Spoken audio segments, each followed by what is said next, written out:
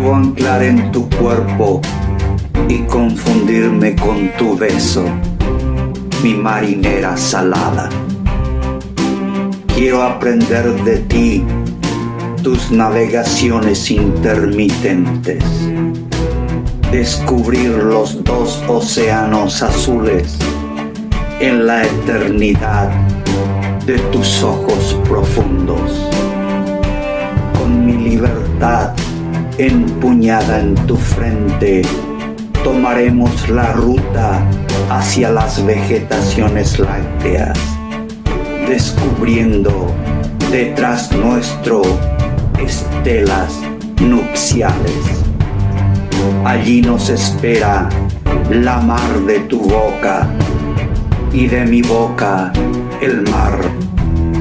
Allí nos esperan las estrellas y el cáliz de un altar marino. La multitud nos mirará pasar, tú y yo, barco y navegante, dirigidos por el timón del heroísmo, entraremos para ser bendecidos por el agua y la poesía pura.